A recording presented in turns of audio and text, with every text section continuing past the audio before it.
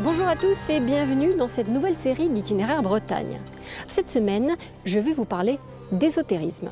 En deux mots, l'ésotérisme, c'est un ensemble d'enseignements réservés à un groupe d'initiés. Ce terme est donc souvent associé à tout ce qui reste mystérieux, ce qui se situe entre science et croyance. Alors aujourd'hui, on va surtout se pencher sur l'histoire, voire la préhistoire de la Bretagne, qui nous a laissé de nombreux sites à caractère ésotérique. Alors par exemple ici, je me trouve devant le cairn de Barnénèze, une construction funéraire plus vieille que les pyramides qui est loin d'avoir révélé tous ses secrets. La période mégalithique suivie de la période druidique font encore l'objet de nombreuses recherches et hypothèses. Mais avant de rencontrer un historien, je vous propose tout de suite de passer un petit moment en compagnie d'un druide d'aujourd'hui.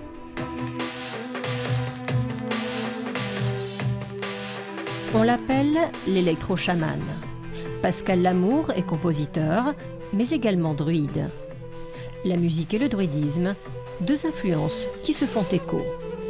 Les instruments qu'on utilise, qui sont des instruments de toutes sortes, ne sont pas au centre de la musique. Elles ont besoin d'un appui. Cet appui, c'est la rythmique. Et je trouve que le druidisme et la musique sont composés de la même manière, un appui sur lequel après on peut tout développer.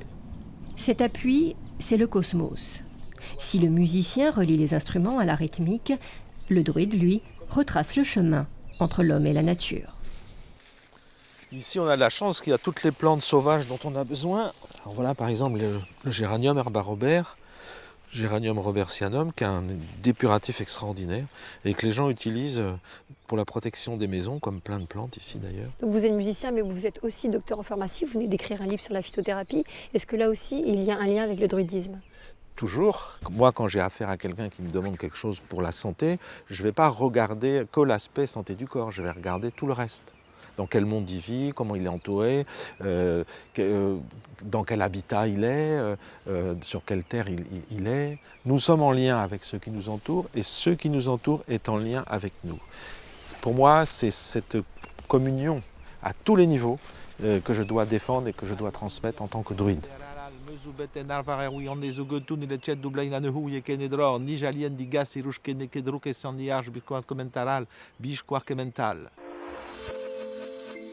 On se retrouve à Brignogan, au pied de l'un des plus hauts menhirs de Bretagne, en compagnie de Grégory Moigne, historien spécialiste du néo-druidisme.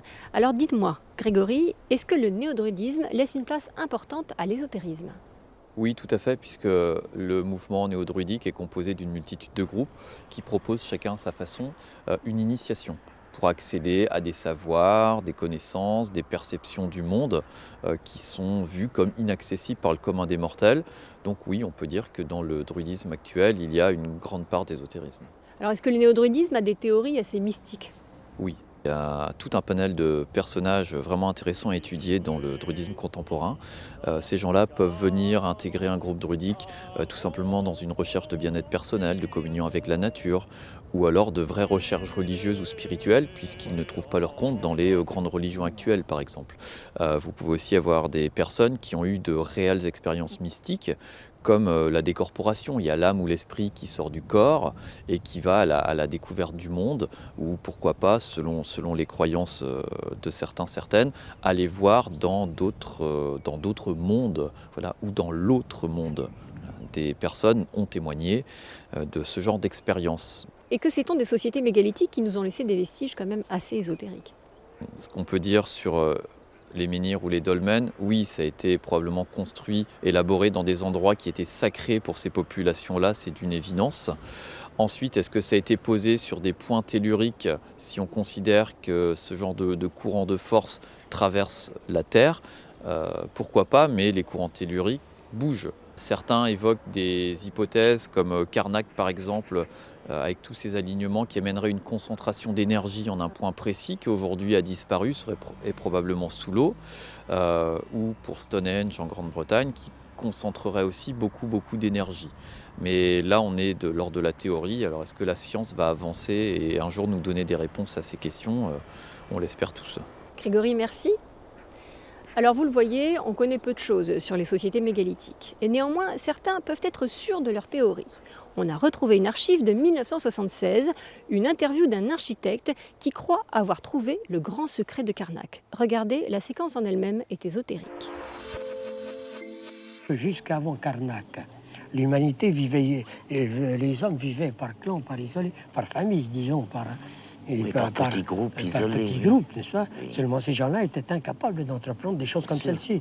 Alors il a fallu que ce soit des missionnaires, Oui, n'est-ce pas? Je dis des missionnaires. oui. Donc, n'est-ce pas, qui- mais c'est pas les druides encore, là. Ah Les non, druides c'était pas viennent les druides, après. non. J'ai dit que c'était des hommes, n'est-ce pas, qui avaient été inspirés pour observer ce qui se passait dans le ciel et le traduire sur le sol. Mais c'est tout. c'était des surhommes, quand même. Ah, bien sûr.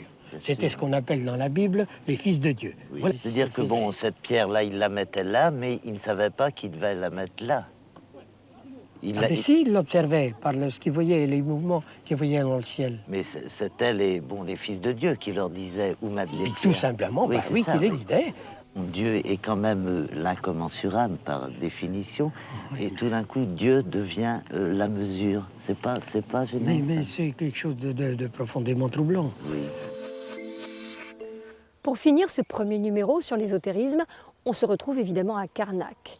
La raison d'être de cet alignement exceptionnel de menhirs reste inexpliquée.